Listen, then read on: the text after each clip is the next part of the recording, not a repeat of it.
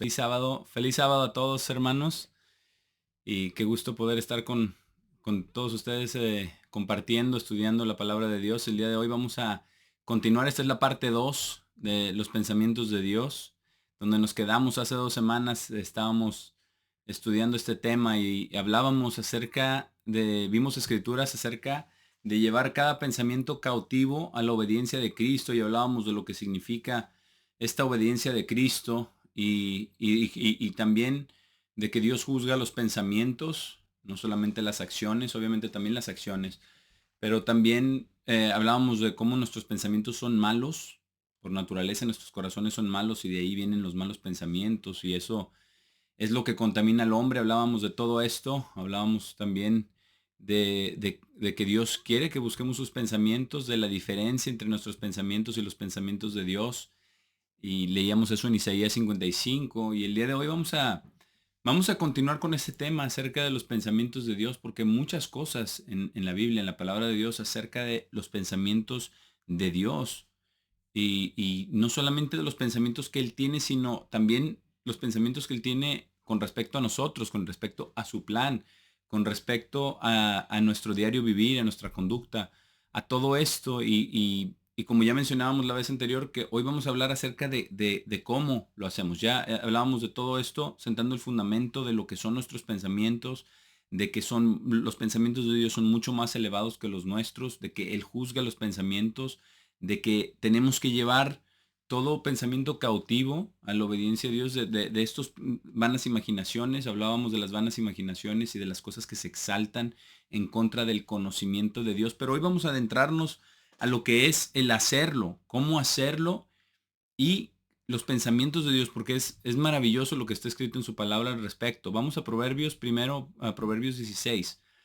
Y el libro de Proverbios tiene muchas instrucciones específicas y prácticas de cómo hacer estas cosas, de cómo llevar a cabo el camino cristiano, de cómo vivir esto, de cómo entenderlo, de cómo aplicarlo, porque muchas otras cosas son espirituales, es entendimiento espiritual, y el libro de Proverbios es como que un traductor de cómo traducir esos conceptos y pensamientos espirituales y traerlos a la práctica, traerlos al diario vivir. Y en Proverbios 16, en el versículo 2, dice una advertencia: todos los caminos del hombre son limpios a sus propios ojos, pero el Señor pesa los espíritus. Y es importante tener esto en cuenta, como decía, una advertencia, porque dice: todos los caminos del hombre son limpios a sus propios ojos. Y eso es uno de los problemas más grandes que tenemos como seres humanos: creer que estamos bien o creer que estamos haciendo las cosas bien, porque a nuestros propios ojos eso es lo correcto. Si supiéramos conscientemente qué es lo incorrecto, no haríamos esas cosas. Pero el problema es que no vemos muchas veces, o no pensamos con la palabra de Dios. No pensamos, no tenemos ese pensamiento de Dios, o nos falta pensar de esa manera. Pero dice también: pero el Señor pesa los espíritus. Y eso es muy importante, porque los espíritus también se puede también traducir como cómo se transfiere esos espíritus, esas actitudes. Viene lo que estamos pensando, lo que estamos diciendo, viene del Espíritu Santo de Dios, o viene de nuestro propio espíritu humano, de nuestra propia naturaleza, o incluso influenciados por el espíritu satánico, porque también está el espíritu de Satanás y de los demonios. Entonces, el Señor pesa los espíritus, vamos a ver más adelante también, son las intenciones del corazón. ¿Qué es lo que nos mueve? ¿Qué es lo que nos motiva a hacer lo que estamos haciendo? ¿Qué es lo que nos motiva a lo que vamos a hacer? Ahora, a nuestros ojos no podemos ver. Dice todos, no dice algunos o la mayoría. Dice: todos los caminos del hombre son limpios a sus propios ojos. Por eso muchas veces, cuando cometemos una falta, cuando ofendemos a alguien, cuando cometemos un error o cosas de ese tipo, nosotros nos tratamos de justificar por eso mismo que nosotros vemos y pensamos que estamos bien, porque estos caminos de nosotros son limpios en nuestros propios ojos. Pero el Señor pesa los espíritus. Él sabe exactamente de dónde viene, con claridad, con verdad. Viene de nuestra propia naturaleza humana, viene de Él, o viene del adversario, viene de un espíritu satánico. Ya lo leíamos también en el mensaje anterior, cómo le respondió Jesús a Pedro, ¿verdad? Cuando Pedro estaba diciendo, ninguna de estas cosas te acontezca, de que vayas a ser crucificado y vayas a morir. Le dice, ponte detrás de mí, Satanás. Le dijo Satanás porque eso es donde estaba pesando los espíritus y estaba viendo que Satanás era el que estaba influenciando a Pedro para que dijera eso, para tratar de desviar el plan de Dios. Entonces el Señor pesa los espíritus y todos nuestros caminos son limpios en nuestros propios ojos y tenemos que tener esto en cuenta conforme vamos a ir estudiando todo lo que es acerca de los pensamientos de Dios y cómo aplicarlo a nuestra vida. Pero el versículo 3 es súper práctico y es a donde quería llegar porque dice, encomienda tus obras al Señor y tus pensamientos serán establecidos. En otras versiones dice afirmados, ¿verdad? Pero encomienda tus obras al Señor. ¿Cómo hacemos eso? ¿Cómo encomendamos nuestras obras al Señor? Aquí vemos que empieza por la oración, porque en la oración es donde podemos traer y platicar con Dios acerca de eso, de lo que estamos viendo, de lo que estamos hablando, de lo que tenemos pensado hacer en ese día, ¿verdad? Dios quiere escuchar esas cosas. Dios quiere que nosotros pensemos en ello, pensemos platiquemos con Dios, que compartamos nuestras obras. Encomendar nuestras obras al Señor significa ponerlas en sus manos. Y si ya estamos pensando, bueno, voy a ir acá y voy a hacer esto y voy a hacer lo otro, es bueno en la oración. Esto es muy práctico. Esta es la traducción de cómo hacer esto, de cómo pedirle, en realidad esto es pedirle que Él nos dé de su espíritu. Y eso es lo que dijo nuestro Señor Jesucristo, no vamos a ir allá, pero eso fue lo que dijo, ¿verdad? ¿Cómo no le va a dar el Padre su espíritu a los que se lo pidan? Si ustedes siendo padres malos, ¿verdad? Saben dar buenas cosas a sus hijos. Pero aquí le dice, encomienda tus obras al Señor. Entonces tenemos que traer nuestras obras al Señor. Esto se hace a través de la oración de proponer, ¿verdad? En otras versiones dice, el hombre propone planes, pero el Señor dirige sus pasos, también es otro proverbio, ¿verdad? Pero aquí dice, encomienda tus obras al Señor y tus pensamientos serán afirmados.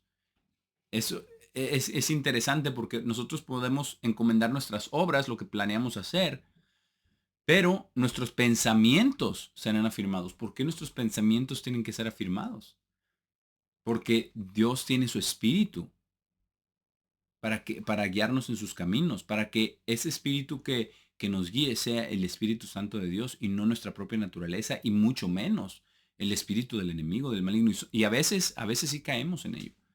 A veces sí caemos en influencias negativas, en influencias del enemigo, de Satanás, de los demonios.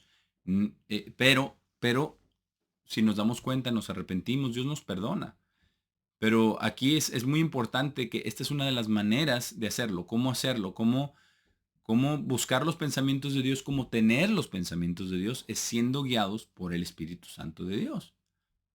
Y no engañarnos a nosotros mismos de que todo lo que hacemos está bien, sino encomendarnos nuestras obras al Señor, poner las cosas en sus manos, pero creerlo, vivirlo, no solamente ponerlo y olvidarnos y nos vamos. No, por eso dice el apóstol Pablo, oren sin cesar.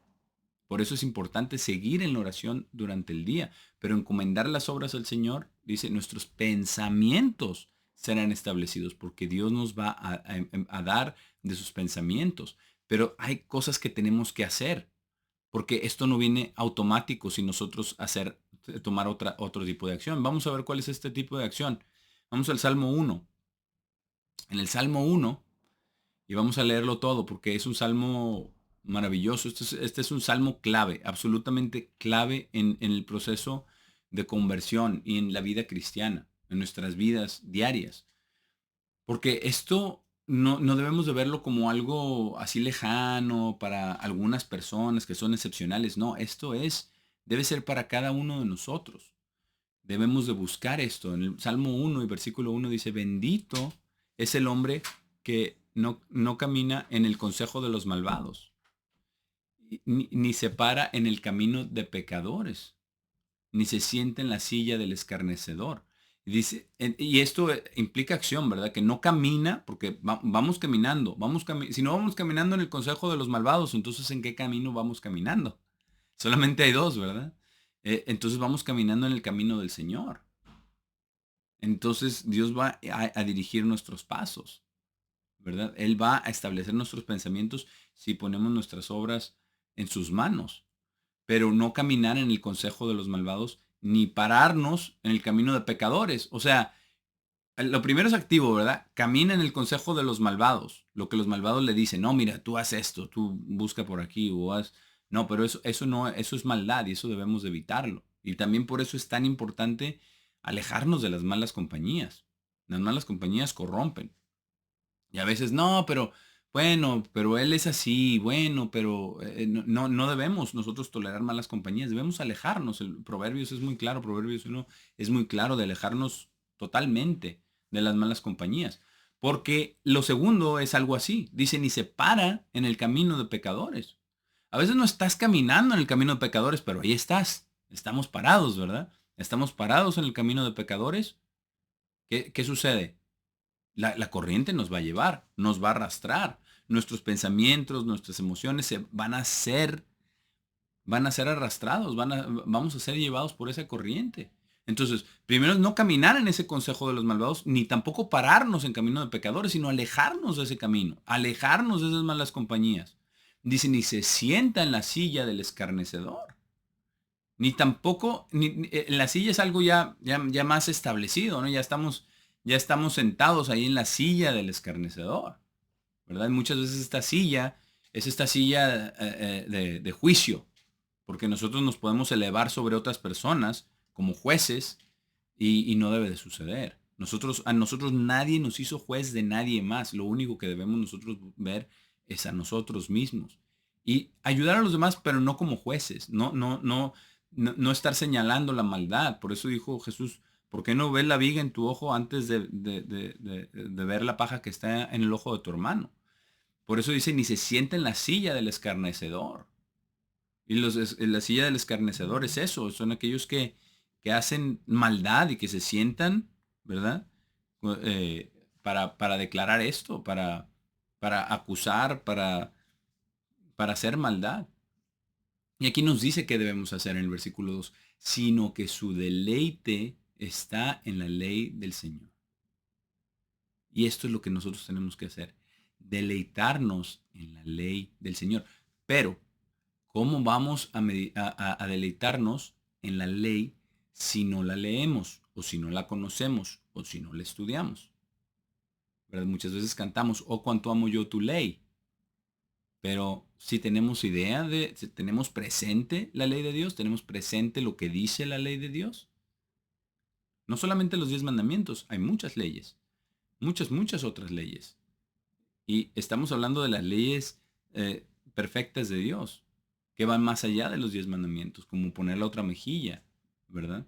Como bendecir al que nos maldice, como hacer bien a todos los que nos ultrajan. Eso fue lo que dijo Jesús, esos también son mandamientos. Así que su deleite está en la ley del Señor, deleitarnos en ello, porque deleitarnos en ello es conocer a profundidad esa ley y vamos conociendo la mente de Dios, los pensamientos de Dios, el carácter de Dios. Y dice, y en su ley medita día y noche, todo el tiempo pensando en esa ley, todo el tiempo meditando, todo el tiempo viendo cómo se aplica, ¿verdad? Pero con sabiduría, con un espíritu, con el Espíritu Santo de Dios, no con un espíritu malvado, no con un consejo de malvados, ni con un camino de pecadores, no, sino en la ley, meditando en la ley de Dios. Si estamos haciendo eso, no vamos a caer en lo que dice en el versículo 1.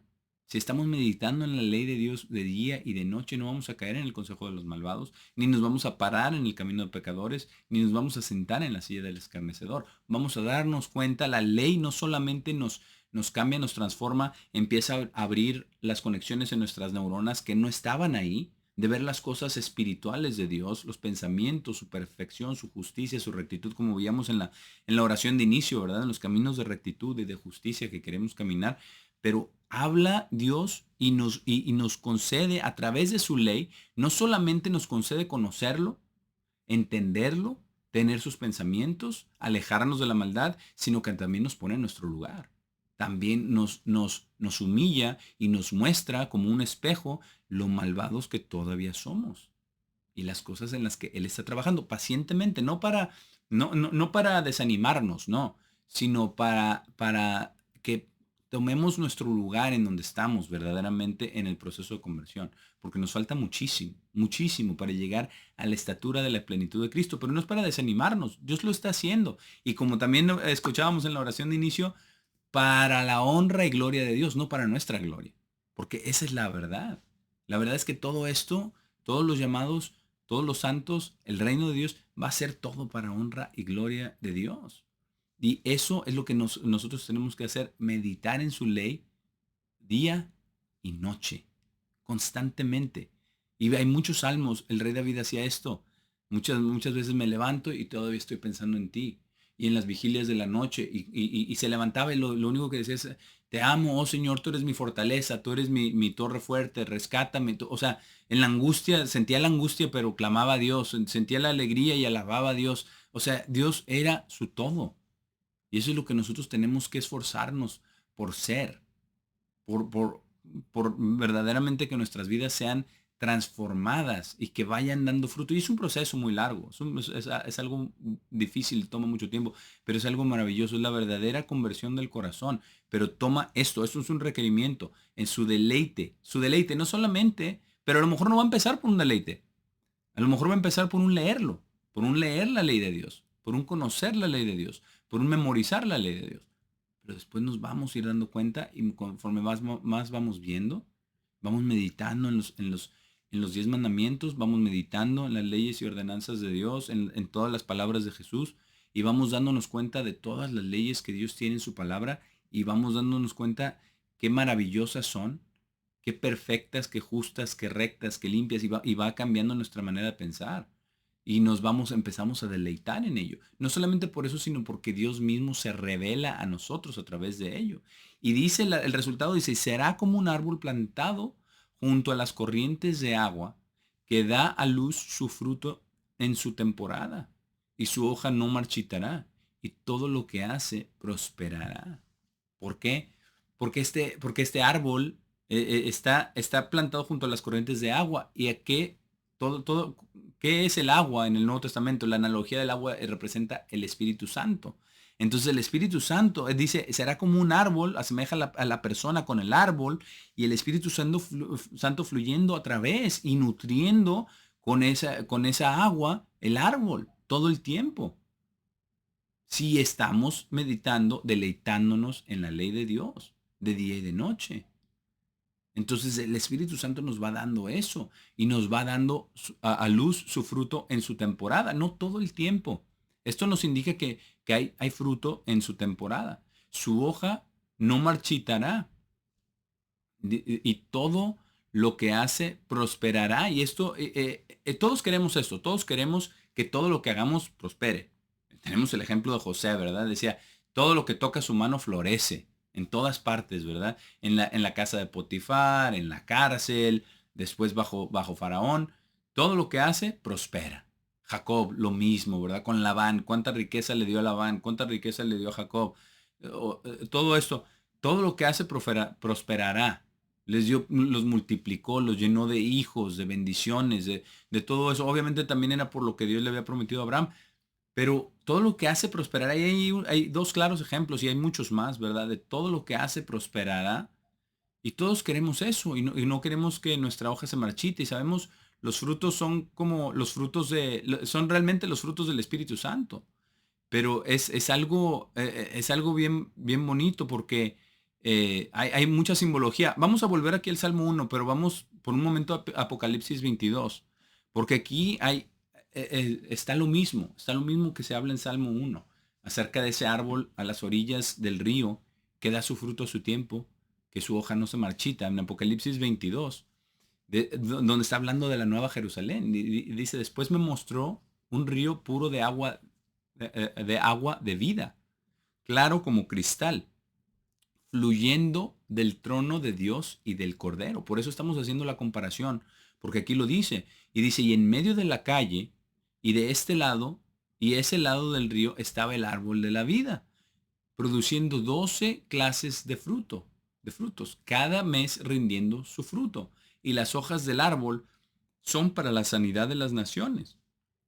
Entonces, Dios hace esta misma comparación, esta misma analogía, pero estamos viendo lo que vio. Esto lo vio el apóstol Juan, ¿verdad? En una visión, vio ese río puro de agua de vida, el Espíritu Santo, la esencia misma, la vida de Dios. Ese Espíritu Santo fluyendo del trono de Dios y del Cordero.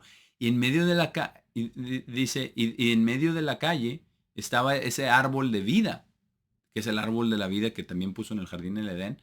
Y dice, produciendo 12 clases de frutos, cada mes dando su fruto. Y por eso dice, volviendo acá al Salmo 1, dice que da su fruto en su temporada o que da su fruto a su tiempo, como dicen otras versiones. Dice que da su fruto en su temporada. ¿Por qué? Porque ahora no son esos 12 frutos cada mes, ¿verdad? Como dice en el Nuevo. Pero ahorita, por ejemplo, si tenemos un árbol, da su fruto en su temporada, pero no está dando, la mayoría de los árboles no dan frutos todo el tiempo, que estén a maduración.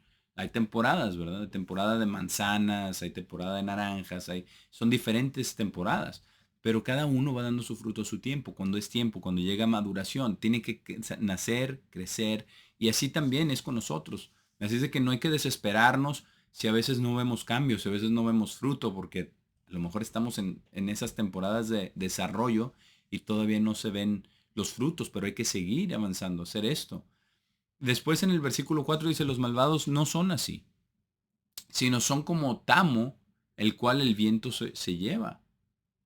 ¿Y por qué? Porque no están secos, crecen y se van, ¿verdad? Se marchitan, se van. Dice, y en el versículo 5 dice, por tanto los malvados no se pararán en el juicio, ni pecadores en la congregación de los justos. Ahí están, y esto es maravilloso, ahí están las dos resurrecciones, la primera resurrección y la segunda resurrección. El juicio es la segunda resurrección. Los malvados no se pararán en el juicio, los malvados van directos al lago de fuego. El juicio es el juicio del gran trono blanco, es un periodo de juicio de nuevo, y ese periodo va a durar, asumimos nosotros 100 años por lo que dice en Isaías, ¿verdad? Pero va a haber un periodo de juicio. Los malvados no se pararán en el juicio. Los malvados serán resucitados para ir directos al lago de fuego. Y dice, ni pecadores en la congregación de los justos. ¿Cuál es esa? La primera resurrección. Los justos, la congregación de los justos es la primera resurrección. No se pararán en la congregación de los justos. Entonces, entendemos que está la primera resurrección, está la segunda resurrección, que es la primera es a vida eterna, a ser transformados, 1 Corintios 15, y la segunda es a un periodo de juicio. Ahora, no dice que hay una tercera, no dice eso, pero sabemos que los malvados van a ser resucitados para ser echados en el lago de fuego, porque eso es lo que dice Apocalipsis. Si es al mismo tiempo que la segunda o al final de la segunda, no lo clarifica. No lo clarifica. Sabemos que no es en la primera porque nos dice el resto de los muertos no volvieron a vivir hasta que los 1000 años fueron cumplidos. Esto es un paréntesis nada más por lo que dice en este versículo. Pero sí dice, los malvados no se pararán en el juicio. Claro, es un periodo de juicio, la segunda resurrección, y ni los pecadores en la congregación de los justos, la primera resurrección. Pero aquí nos dice, porque el Señor conoce el camino de los justos. Él nos va a llevar. Si encomendamos nuestros caminos, Él establecerá nuestros pensamientos. Dice, pero el camino de los malvados perecerá. Ese camino ya no va a existir. Ese camino de maldad, ese camino del escarnecedor, ya no va a existir. El plan de Dios es para transformarnos, para que lleguemos a ser sus hijos verdaderamente nacidos en el reino de Dios. Ahora solamente estamos engendrados, no hemos nacido en el reino de Dios. No hemos nacido del Espíritu. Tenemos el Espíritu Santo de nosotros, dentro de nosotros el Espíritu Santo, pero tiene que seguir creciendo y produciendo. Y vamos a leer algunas otras cosas aquí acerca de los pensamientos de Dios, porque esto es lo que Dios quiere, lo que Dios desea.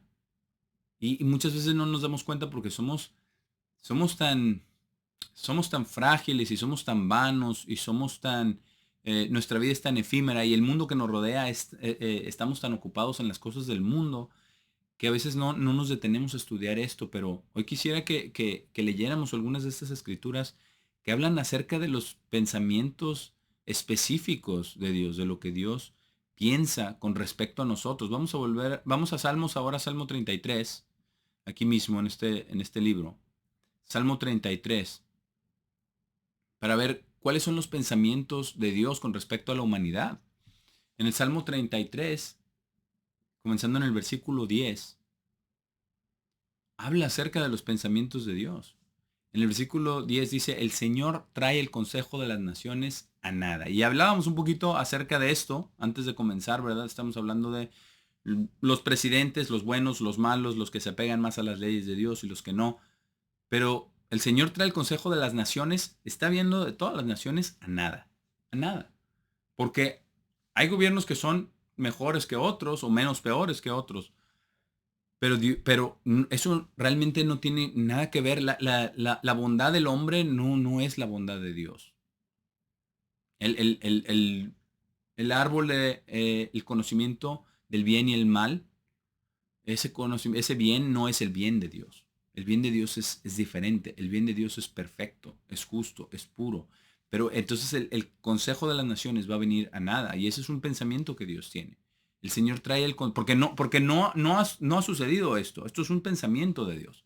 El Señor trae el consejo de las naciones a nada. Esto fue un pensamiento que se lo inspiró aquí al salmista. Dice, Él frustra los planes de la gente. Y esto se aplica en los grandes planes, pero también se aplica en lo individual. Él frustra los planes de la gente. Él frustra los planes de muchos gobernantes y de la élite y del gobierno mundial que viene. Él los frustra, los va a frustrar y los va a terminar por completo. Va a terminar el consejo de esas naciones.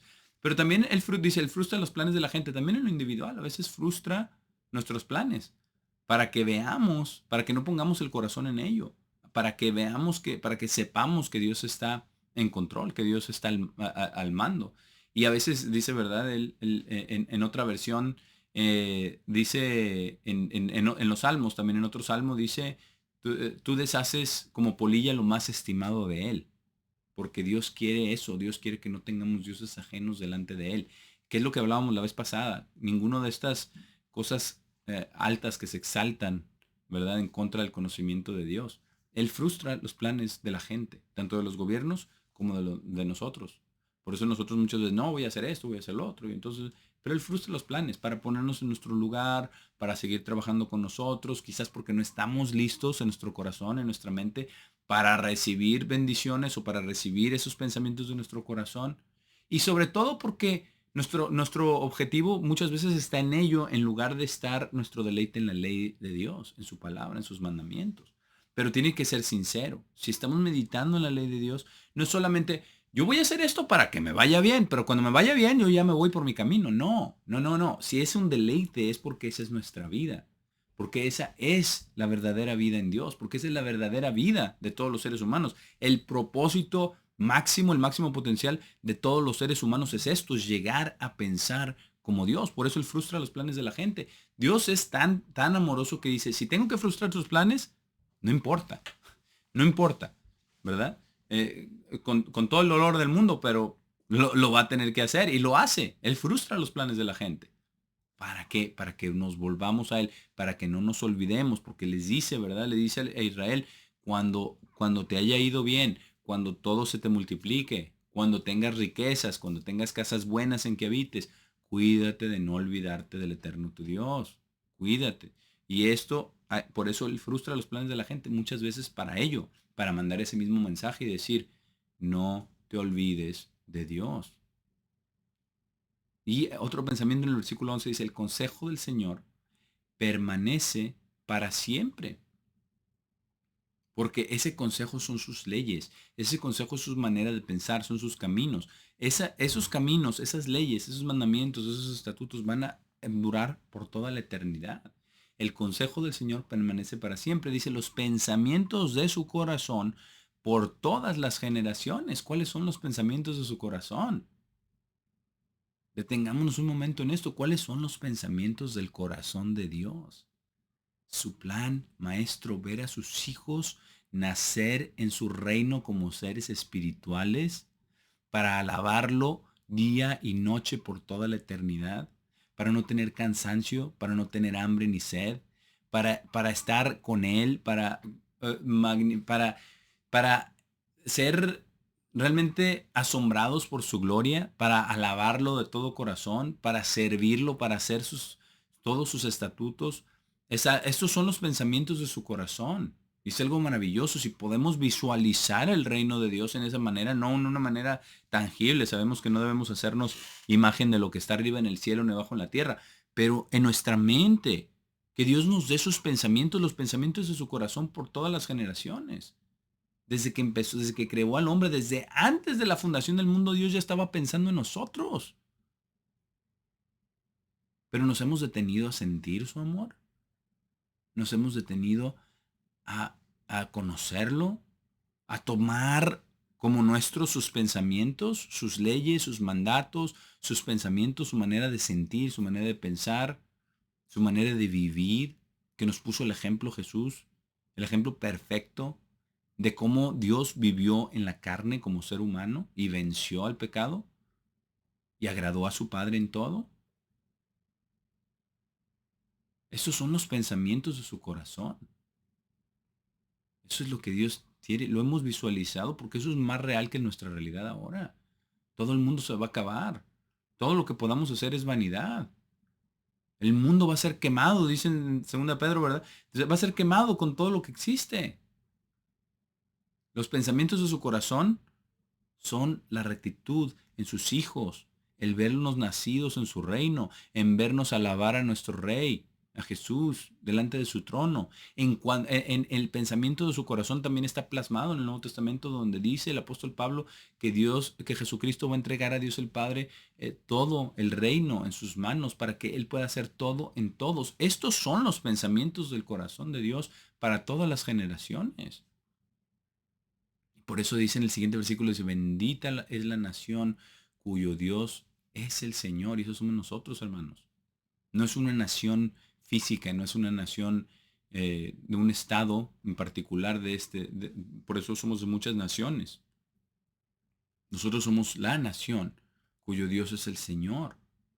Dice, y el pueblo que Él ha escogido como su herencia propia. También obviamente Israel, en el sentido físico sí es Israel. Y también va a traer a cabo todas esas promesas que Él prometió, todo eso que está en Isaías, ¿verdad? En el milenio, se va a llevar a cabo también. Pero también nosotros somos ese pueblo santo, dice, ¿verdad? Que somos sacerdocio, pueblo santo, nación santa, pueblo escogido de Dios. Y nosotros somos esa nación que somos benditos. ¿Por qué? Porque para nosotros estamos en los pensamientos de Dios. Pero ¿están los pensamientos de Dios en nosotros? ¿Está su ley, su amor, su verdad en nosotros? Dice en el versículo 3, el Señor mira hacia abajo desde el cielo. Aquí nos da una perspectiva de lo que hace Él, porque está hablando de los pensamientos de su corazón. Aquí nos da detalle de cómo sucede esto. Dice, el Señor mira hacia abajo desde el cielo. Él observa a todos los hijos de los hombres. Desde su lugar de vivienda, Él mira, ¿cómo? Intensamente. Y si Dios mira intensamente, dice, sobre todos los habitantes de la tierra. Todos. No dice, solamente los llamados. No dice, solamente los de sangre israelita. No, dice, sobre todos los habitantes de la tierra, porque Él quiere que todos procedamos al arrepentimiento, que ninguno perezcamos. Sobre todos. Pero imagínense con qué ternura, con qué amor nos ve a nosotros, que nos ha llamado, que nos ha dado su espíritu, que nos ha, que nos está cambiando, que nos quiere dar sus palabras, sus pensamientos, su entendimiento para que vivamos como vivió su Hijo Jesucristo. Es algo maravilloso pensar en esto, porque Él mira intensamente sobre todos los habitantes de la tierra. ¿Y qué hace cuando ve todos los habitantes de la tierra? Dice el versículo 15, juntamente Él forja sus corazones del mismo modo. Está trabajando en nuestros corazones. Cuando se forja, ¿verdad? Estamos pensando en herrería, ¿verdad? Con calor, con golpes, pero así es la vida. Así es la vida. Él forja sus corazones del mismo modo. Con fuego también, con pruebas de fuego y con golpes, así es, pero forja nuestros corazones, porque tiene que ser un corazón perfecto, tiene que ser un corazón limpio, puro, dispuesto a obedecerlo. Del mismo modo, juntamente Él forja sus corazones del mismo modo. Porque del mismo modo, el mismo proceso de conversión va a ser para todos los habitantes de la tierra, solamente que en tiempos diferentes. A unos ahora, otros más en el tiempo del fin, una gran multitud innumerable, otros más después que nunca lo conocieron en ese periodo de juicio que ya hablábamos, ¿verdad? En la segunda resurrección. Y dice, del mismo modo, Él considera todas sus obras, y como ya vimos la vez pasada también, todos sus pensamientos, porque nuestras obras salen de nuestros pensamientos, y como ya vimos hoy, Él pesa los espíritus, de dónde viene, qué es lo que nos mueve.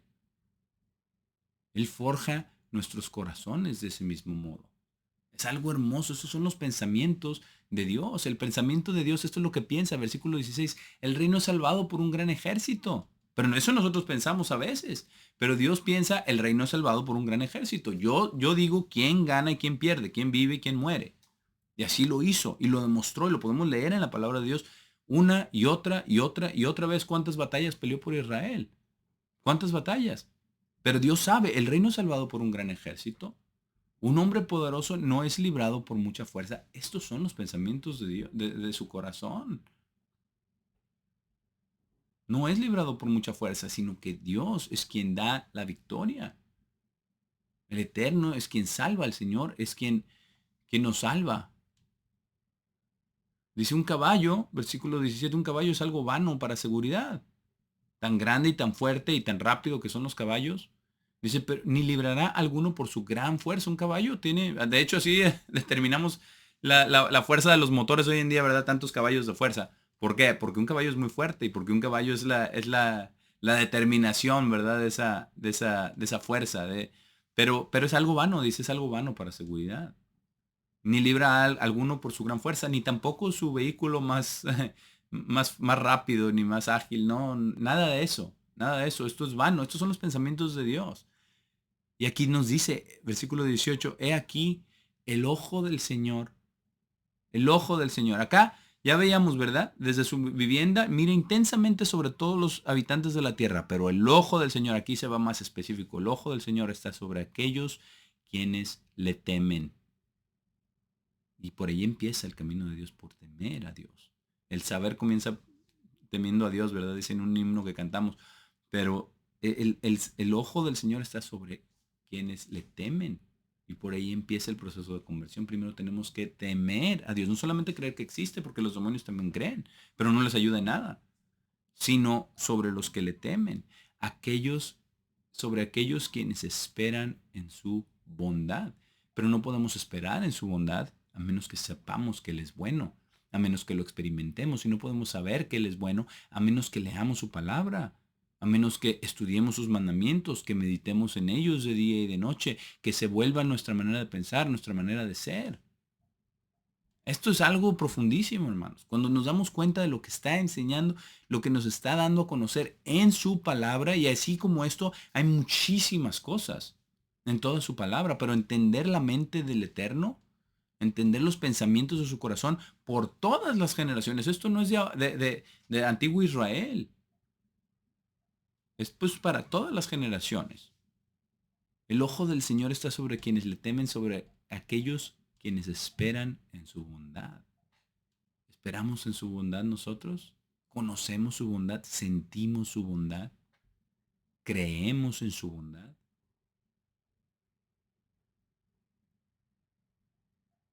Y es lo que Dios quiere, el pensamiento del Señor, esto es lo que Él quiere, el darnos su bondad. Versículo 19, ¿para qué? Para librar sus almas de muerte y mantenerlos vivos en hambruna. Este es el pensamiento del Señor, el pensamiento de su corazón por todas las generaciones, para aquellos quienes le temen. Su ojo los está vigilando, nos está vigilando a nosotros y nos ama como la niña de sus ojos. Es algo maravilloso pensar, saber y tenerlo por escrito, que así nos ve, así nos ama y que Él va a librarnos, quiere librar nuestras almas de muerte y mantenernos vivos en hambruna. Si vienen tiempos bien difíciles y se viene la gran tribulación y se viene el gobierno mundial y se viene el martirio y se viene la persecución, pero lo que Dios quiere hacer con nosotros es librar nuestras almas de muerte. Está hablando de muerte espiritual. porque hay muchos que han sido martirizados y muchos que probablemente vayamos a ser martirizados, pero Dios va a librar nuestra alma de la muerte eterna, porque eso fue lo que dijo Jesús, ¿verdad? No tengan miedo a quienes matan el cuerpo, después nada pueden hacer, se acabó. Tengan miedo a quien puede echar el cuerpo, ¿verdad? En el lago de fuego.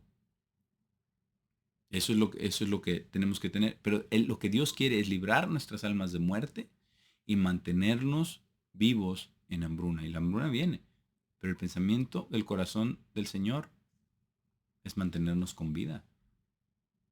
Quizás no por siempre, obviamente.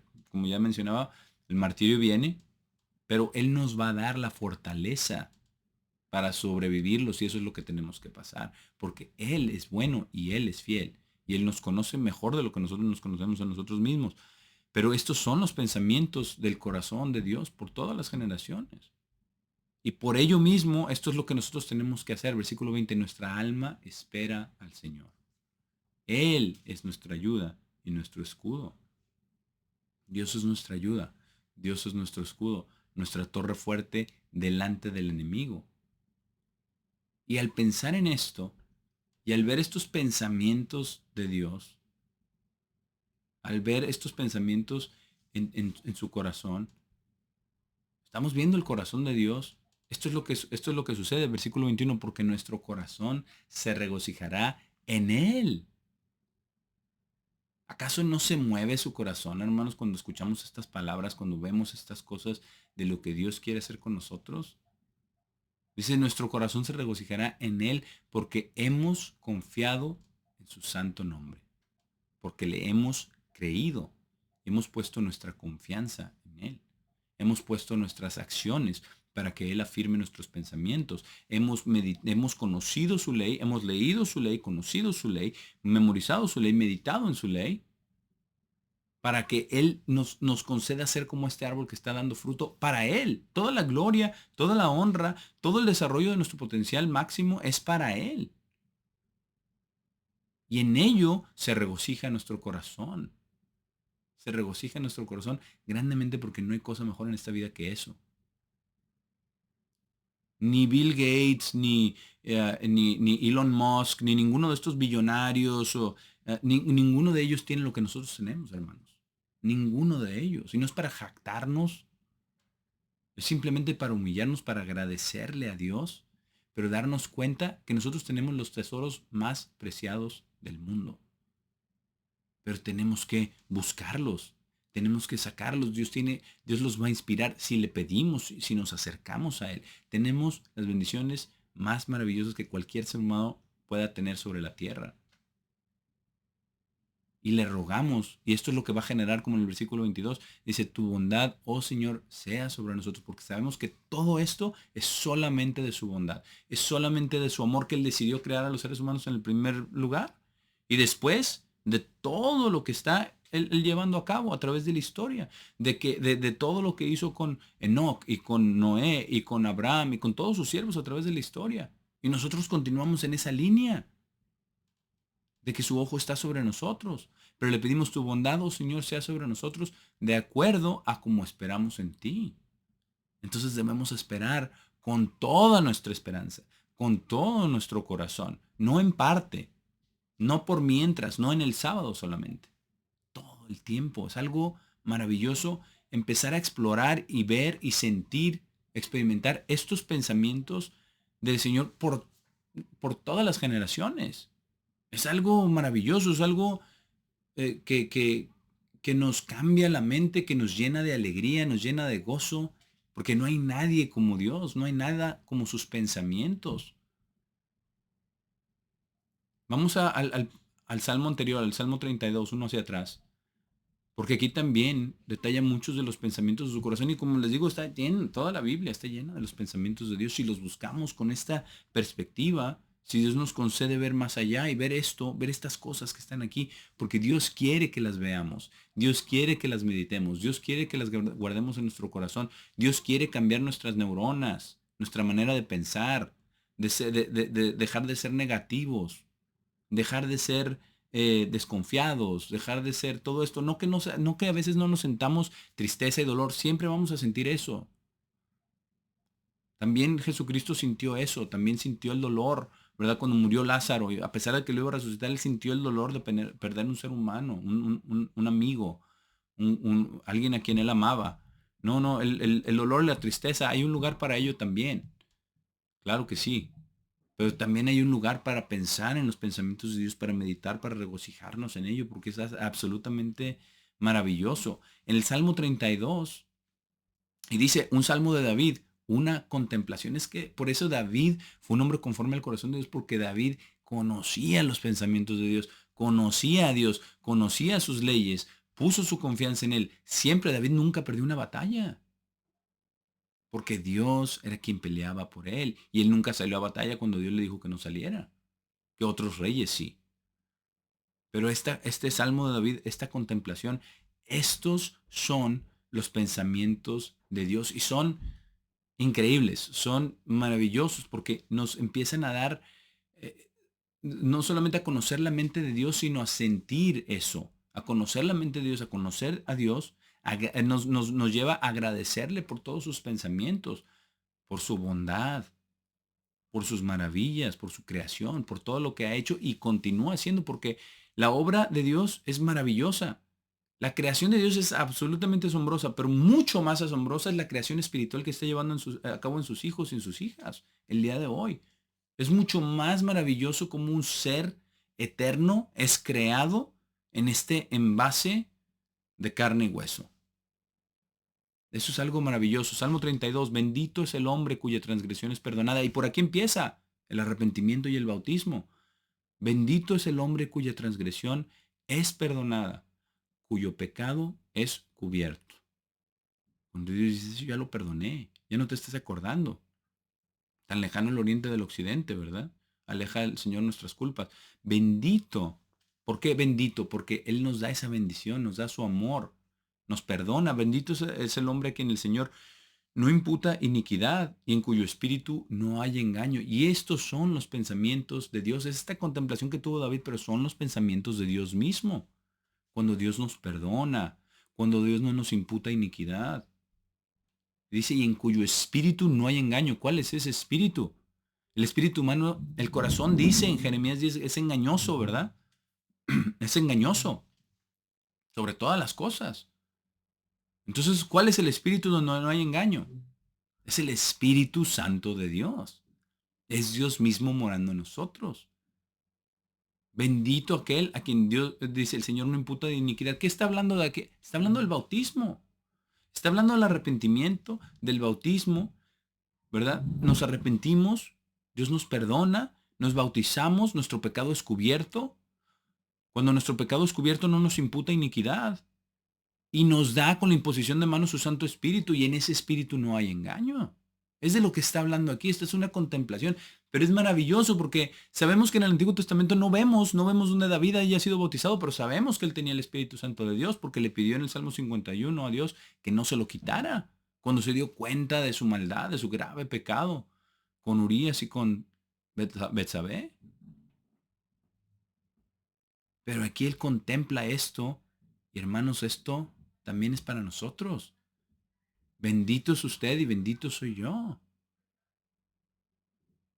porque nuestra transgresión ha sido perdonada y nuestro pecado ha sido cubierto, pero tenemos que dejar esos caminos, no pararnos en la vereda del malvado, no andar en camino de los malvados, ni pararnos en la senda de los pecadores, ni en la silla del escarnecedor. Tenemos que salir de ello. ¿Por qué? Porque nuestro pecado ya ha sido cubierto, porque ya no andamos con culpa, ya no andamos con esa carga. Somos benditos del Eterno, dice, bendito el hombre a quien el Señor no imputa iniquidad y en cuyo espíritu no hay engaños somos nosotros. A nosotros no nos imputa iniquidad por la sangre preciosa de su Hijo, no por nada que nosotros hayamos hecho, ni por nada que nosotros podamos llegar a ser. Y en cuyo espíritu no hay engaño, que es su mismo espíritu de Él, porque Él quiere morar en nosotros. Es algo maravilloso cuando pensamos en esta contemplación. Los primeros dos versículos de esta contemplación nos dan el proceso de arrepentimiento, de conversión y del bautismo, y que es el inicio de una vida nueva. Pero ¿qué pasa aquí? Esta contemplación en el versículo 3, ¿qué pasa? Antes de esto dice, cuando guardé silencio, mis huesos se desgastaron por mi gemir todo el día. Y esto pasa antes y después, ¿verdad? Guardamos silencio. Guardamos silencio. Mis huesos se desguardaron, dice, se desgastaron por mi gemir todo el día. Porque de día y de noche tu mano fue pesada sobre mí. Y eso es lo que pasa. Dios nos ama y Dios nos corrige como un padre a su hijo.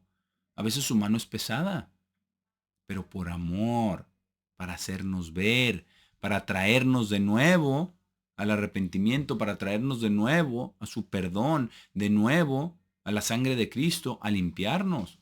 Pero cuando guardamos silencio y nos quedamos con nuestras cargas, nuestros huesos se desgastan y gemimos todo el día. Dice, porque de noche tu mano fue pesada sobre mí, mi fortaleza fue agotada como el calor del verano, nos sentimos débiles. Y dice, Selah, mediten en esto. Si usted se siente agotado o agotada, si la fortaleza se le va, si está gimiendo todo el día, si sus huesos se están desgastando, a lo mejor es porque estamos guardando silencio y no estamos trayendo nuestras penas y nuestros dolores a Dios. O seguimos clamando, a lo mejor ya lo estamos haciendo, pero toma tiempo. Tenemos que hacerlo con paciencia, con paciencia. Pero aquí dice en el versículo 5 nos da a conocer de que de guardar silencio es que no confesaba. Está hablando David, no confesaba su pecado. Dice, reconocí, versículo 5, reconocí mi pecado a ti y mi iniquidad no he ocultado. Ya no guardó silencio, ya reconoció su pecado. Dice, y mi iniquidad no he ocultado. Dije, confesaré mi transgresión al Señor. Esto es lo que voy a hacer, lo voy a traer. No, ya no puedo con mis cargas. Ya no puedo con mi gemir, ya no puedo con el dolor en mis huesos, ya no puedo con mi angustia, con mi falta de fuerzas, con la mano de Dios sobre nosotros, porque eso es difícil. Pero Dios lo hace por amor. Dios lo hace para que nosotros cambiemos y vengamos y confesemos. Dice, y tú perdonaste la iniquidad de mi pecado. Selah, y que otra vez mediten en esto. Selah significa deténganse, mediten en esto. Confesaré mi transgresión al Señor. Eso es lo que tenemos que meditar. ¿Cuál es nuestra transgresión? Hay que traerla delante de Dios. Y Él nos va a perdonar. Dice, tú perdonaste la iniquidad de mi pecado. No solamente el pecado, sino la iniquidad. ¿Cuál es la iniquidad del pecado? La iniquidad del pecado es la causa, la raíz, el pensamiento. Por eso ya veíamos la vez pasada que del corazón salen primero los malos pensamientos y luego adulterios, fornicaciones, etcétera, etcétera, etcétera. ¿Por qué? Tú perdonaste la iniquidad de mi pecado, la raíz de mi pecado, la naturaleza de mi pecado, mi pensamiento en mi mente. Porque el pensamiento de Dios es diferente. El pensamiento de Dios es justicia, es verdad, es rectitud, es amor, es la ley de Dios. Por eso dice, perdonaste la iniquidad de mi pecado, perdonaste mi pensamiento, perdonaste la raíz, perdonaste la iniquidad de mi pecado, para sustituirlo, pero tenemos nuestra parte que hacer. Tenemos que hacer, ¿qué? Proverbios 16, 3, ¿verdad? Encomendar nuestros caminos a Dios. Tenemos que hacer, ¿qué? Meditar en la ley de Dios de día y de noche. Y para meditar en ello, para deleitarnos en ello, tenemos que conocerlo, tenemos que leerlo, tenemos que memorizarlo. Eso es lo que tenemos que estar haciendo todos los días. Y después, conforme esa ley nos va mostrando nuestros pecados, hay que hacer esto, hay que confesar nuestra transgresión al Señor y Dios va a perdonar la iniquidad de nuestro pecado porque nos mueve un espíritu limpio, porque nos mueve el espíritu de Dios, el espíritu, en el cual no hay engaño. Y eso es lo que Dios quiere. Dios quiere perdonar la iniquidad de nuestro pecado.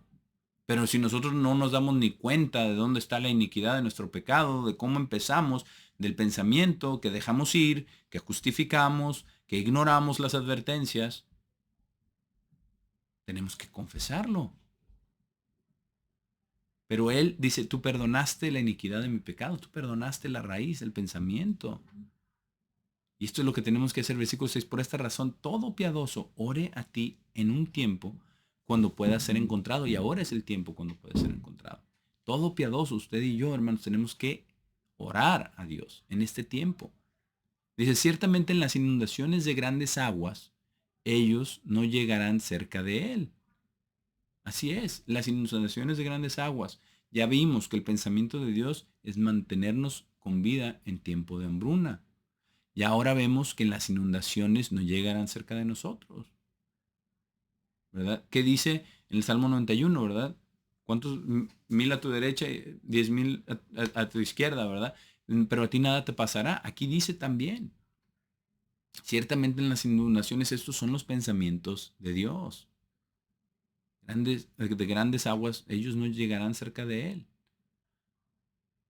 Y en esta contemplación David dice, tú eres mi lugar de escondite. Y eso es lo que tenemos nosotros que decirle a Dios y estar seguros que Él no es nuestro refugio.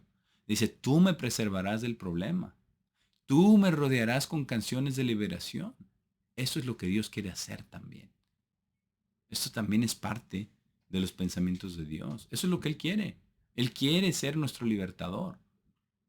Pero ¿vamos a dejar que Él nos libere o vamos a confiar en nuestros caminos? Vamos a pensar que nuestros caminos son limpios, como dice que en Proverbios, ¿verdad? Todos los caminos limpios a sus propios ojos. Esto es lo que Dios quiere hacer. Y aquí dice, tú dijiste. No sé si lo escuchó, no sé si solamente lo inspiró, no sé, no lo puedo comprobar. Pero este salmo de David dice en el versículo 8, dice, tú dijiste, y aquí está italizado como que no dice eso, pero está entre comillas, diciendo que sí lo dijo Dios. Dice, te instruiré, y estos son los pensamientos de Dios, te instruiré y te enseñaré en el camino que debes andar. Te aconsejaré.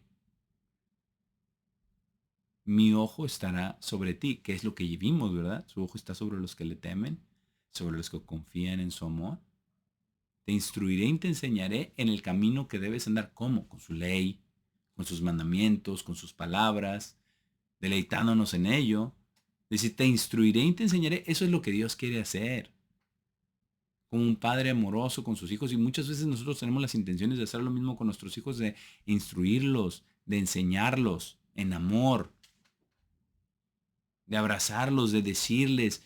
Qué bonito es cuando Dios nos inspira a instruir a nuestros hijos de esta manera, pero Dios lo está haciendo con nosotros, para que nosotros sintamos ese amor de Dios, esa instrucción, esa enseñanza, donde nos diga Él por aquí, por acá. No te alejes de mi camino, no te juntes con esta persona, no pienses en esta cosa.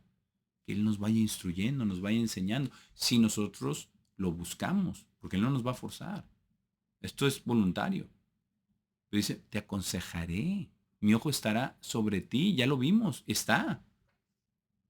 Y nos dice también este es pensamiento de Dios. Dice, no seas como el caballo o como la mula, los cuales no tienen entendimiento, los cuales deben ser enjaizados con cabestro y brida. De lo contrario, no se acercan a ti. Estos son los pensamientos de Dios. Instruirnos, enseñarnos en el camino que debemos andar, aconsejarnos, que su ojo esté sobre nosotros. ¿Acaso no queremos eso, caminar con Dios? Sus bendiciones, su perdón, su misericordia, su amor, su bondad, todos sus pensamientos en nuestro corazón. Eso es lo que queremos. Pero nos dice también que no seamos como el caballo o como la mula. Que no seamos tercos, que no seamos obstinados, que no nos vayamos por nuestro propio camino, que no nos tenga que forzar con cabestro y con brida por acá. Dice, de lo contrario no se acercarán a ti. ¿Están tan ocupados o estamos tan ocupados en nuestras cosas que no? Para Dios, bueno, pues ahí oramos poquito cuando nos acordamos, ¿verdad?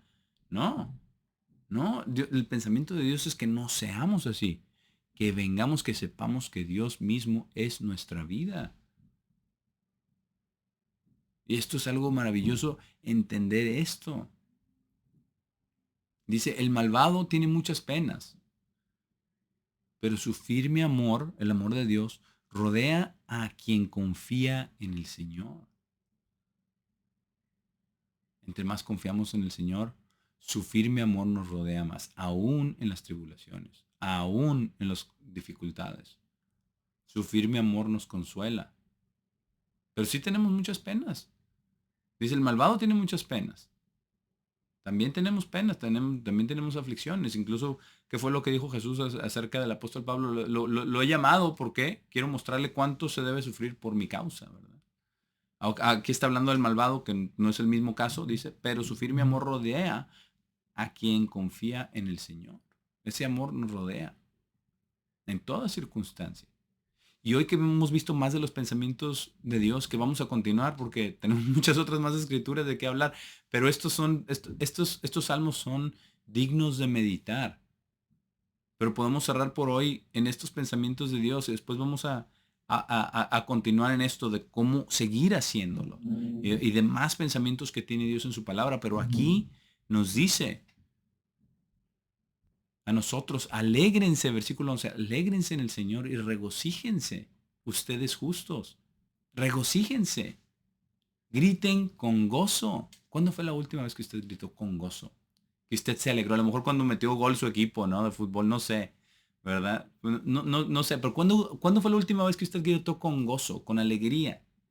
Porque esta alegría y este gozo no se compara, no se compara con nada. Y Dios quiere que nos alegremos de esa manera, que nos regocijemos de esa manera, que gritemos con gozo. Dice, todos ustedes rectos de corazón, y si estamos aquí, que nos hemos arrepentido, nos hemos bautizado, estamos caminando con Dios, somos rectos de corazón no por nuestra rectitud ni por nuestra justicia, sino por lo que vimos en el versículo 1, porque nuestra transgresión es perdonada, porque nuestro pecado es cubierto, por el amor de Dios, porque Jesús dio su vida por nosotros, por la sangre del Cordero. Tenemos tanto de qué alegrarnos y de qué regocijarnos, y Dios quiere que lo hagamos. Ese también es un pensamiento de Dios. Así que por hoy lo vamos a dejar aquí, después continuamos porque hay muchas otras cosas más que hablar de estos pensamientos del corazón de Dios, pero hoy vimos aquí estos pensamientos, ¿verdad? Vimos un poquito más de cómo hacerlo, vamos a seguir hablando de esto la siguiente vez, pero es algo maravilloso, es algo profundísimo. Meditemos en estos salmos, meditemos en estos pensamientos, meditemos en su ley todos los días para poder tener los pensamientos de Dios.